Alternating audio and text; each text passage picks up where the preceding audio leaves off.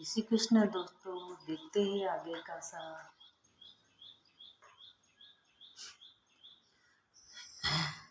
सद्कर्मों की कदापि निंदा न करें।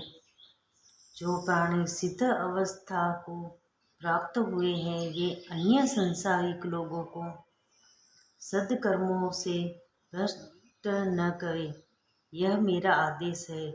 प्राणियों के भले बुरे कर्म शारीरिक इंद्रियों, मोह माया, प्रकृति से उत्पन्न व उनके स्वभावानुसार होते हैं। हे अर्जुन, सभी प्राणियों का रक्षक मैं हूँ, इसलिए अपने सभी कर्मों एकाग्रचित्त होकर मुझे अर्पित करें। हे पार्थ, निष्काम भाव से शोक और मोह का त्याग करके तू युद्ध कर। प्राणाधारियों का ईश्वर होने के कारण मैं ही अध्यात्म हूँ। हे अर्जुन, प्राणी को राग द्वेष के वशीभूत कदापि नहीं होना चाहिए, क्योंकि राग द्वेष मोक्ष मार्ग के सबसे बड़े शत्रु है। हे पार्थ, मैं जगत पालक हूँ। अंत तू अपने मन में उत्पन्न हर शोक को मुझे अर्पण कर दे और निराशा मत हो, क्योंकि निराशा ही योद्धा की सबसे बड़ी शत्रु है। हे अर्जुन, जैसे प्रकृति ने प्राणी के अंदर माया और उत्पन्न किया है, वैसे ही उसमें कर्म होते हैं।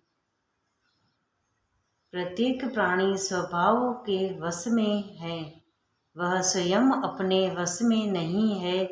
यह बात गहराई से समझकर किसी को भला अथवा बुरा कहना भी पाप के समान है। श्री कृष्ण के ज्ञानोपदेश को सुनकर अर्जुन ने पूछा कि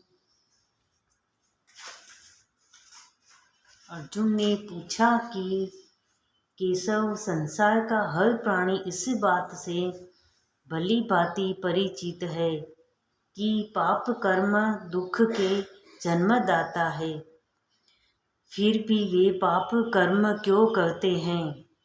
इस पर भगवान श्री कृष्ण ने कहा कि हे कुंती पुत्र, काम क्रोध की उत्पत्ति रजोगुण से होती है। जिस प्रकार अग्नि तृप्त नहीं होती, उसी प्रकार काम भी अमृत रहता है।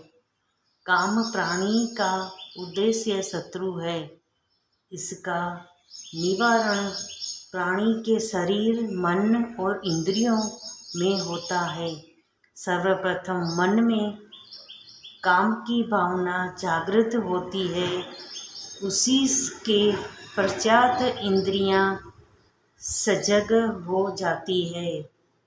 परंतु यदि किसी कारणवश काम की पूर्ति नहीं हो पाती, तब क्रोध उत्पन्न होता है। आगे का सार अगली वीडियो में। जय श्री कृष्ण दोस्तों।